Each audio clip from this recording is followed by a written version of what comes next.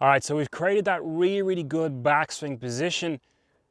What do we do in the downswing? What starts the downswing? Well, we really kind of look to try and create things that have this nice reaction, okay? So, you know, if we start getting too much into the detail of, okay, well, this goes first in downswing, this moves the club in downswing, are we then overriding your natural ability to just react to what you've created? And that's really important. So when we look to the downswing position, I don't really want you to get overly technical with it. I want it to be, well, we've created this really nice move back here, and now from there, I'm just gonna let the club release.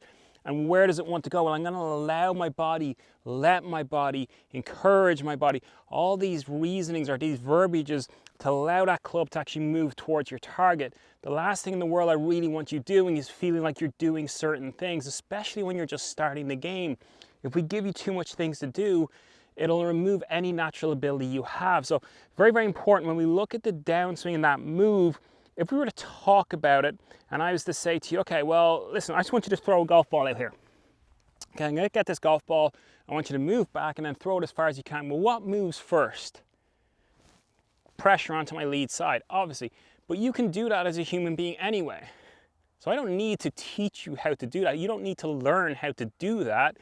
We just need to understand that it happens in a golf swing, okay? So the only thing that throws the kind of spanner in the works is the fact that the ball is located down in here. So sometimes with players, when they start out, they can get a little bit steep and really pulling this club head down towards the golf ball, okay? And that can cause some issues. But again, we're going to talk about that in another video, which is going to give you some things to work on. So in terms of if we were thinking about the downswing and the follow through and those types of things, I would be very much like this. I'd be like, okay, well, we already created this really good backswing. So from here, your goal is really to finish nice and balanced on the way through. And that's really just the goal, okay? So when you swing through, I just want you to feel like your pressure is a little bit more on your left side and you're nice and balanced. Like you could stand there for a couple of seconds without falling over. And that's really my goal. The other concept is the ball's not going anywhere. So you don't need to rush anything. So when you get up top here, you don't need to get down there as quickly as possible, okay? The speed is gonna be there.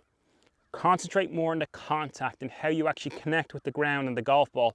That's more prevalent or more important than trying to muscle this thing and really create very early speed. So when you talk about that backswing, creating that really nice move, the reason we're doing all of that is to hopefully encourage really nice moves or corresponding moves in the downswing.